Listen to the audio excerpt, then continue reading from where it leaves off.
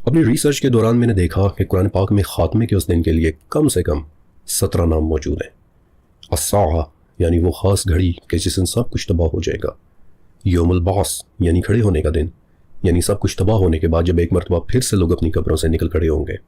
یوم الدین یعنی انصاف کا دن، یعنی کہ جب سب کچھ تباہ ہونے کے بعد پچھلی زندگی کے اعمال کی بنیاد پر انصاف کیا جائے گا۔ یوم الحسرہ یعنی حسرت کا دن کہ جب برے اعمال والے حسرت کر رہے ہوں گے۔ یوم التناد یعنی پکار کا دن، اس پکار کو میں انشاءاللہ بعد میں ایکسپلین کروں گا۔ یوم الفصل یعنی فیصلے کا دن کہ جب ہر فیصلہ انسان کے اعمال پر ہوگا۔ یوم الجمع یعنی جمع ہونے کا دن کہ جب ہر مخلوق ایک جگہ جمع ہو جائے گی۔ یوم الحساب یعنی محاسبے کا دن۔ یوم الوعید یعنی وہ دن کہ جس کی ہم بار بار وعید دے رہے ہیں کہ سنبھل جاؤ، خاتمے کا دن قریب آ رہا ہے۔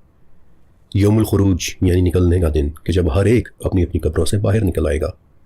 الواقعہ یعنی قائم ہونے والی وہ تباہی کہ جس نے قائم ہو کر رہنا ہے۔ الحاقہ یعنی ثابت ہونے والی۔ الطامۃ الکبریٰ یعنی عظیم آفت، nothing but destruction۔ الصاخہ یعنی بہرا کر دینے والی، اس پر بھی میں انشاءاللہ بعد میں آؤں گا۔ الازیفہ یعنی وہ کہ جس نے آ کر رہنا ہے، اور القاریہ یعنی کھڑکھڑانے والی وہ کہ جس کے آنے پر ہر چیز لرزنا شروع ہو جائے گی۔ خاتمے کے اس دن کے لیے قرآن پاک میں کم سے کم 17 نام موجود ہیں، اور میں اور آپ اس دن کو یوم القیامہ کے نام سے جانتے ہیں، یعنی قیامت کا دن۔ قیامت کسے کہتے ہیں؟ اس لفظ قیامت کا مصدر عربی زبان کے لفظ قام سے نکلا ہے کہ جس کا مطلب ہوتا ہے اٹھ کھڑے ہونا، یعنی کہ وہ دن کہ جب آسمان اور زمین اور یہ کائنات سب کچھ تباہ ہو جائے گا، لیکن پھر اس کے بعد ایک نئی داستان شروع ہوگی، اور مر چکا ہوا ہر شخص اپنے رب کے حکم سے قبروں سے نکل کر اٹھ کھڑا ہوگا، اور وہ دن ہوگا قیامت کا دن۔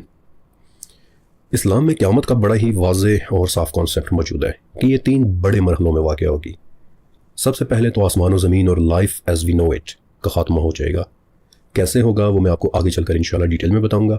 پھر دوسرا مرحلہ کہ ہر مخلوق ایک مرتبہ پھر سے زندہ ہوگی، اور قبروں سے نکل کر لوگ ایک خاص جگہ کی طرف چل پڑیں گے۔ اور تیسرا مرحلہ کہ وہاں پہنچ کر پھر ہم میں سے ہر ایک کو جزا یا پھر سزا کا فیصلہ سنایا جائے گا، ڈیپینڈنگ اپون کہ اس زندگی میں ہم کیا کچھ کرتے رہے ہیں۔ اب ایک بہت سنجیدہ سوال کہ قیامت کا دن کہ جو ایک اتنا اہم دن ہے، اس قیامت میں آخر آنا کب ہے؟ یہ وہ راز ہے کہ جو صدیوں سے انسان کے دل میں گونج رہا ہے کہ قیامت کب آئے گی، لیکن اس راز کی حقیقت صرف اور صرف اللہ تعالیٰ کے پاس ہے۔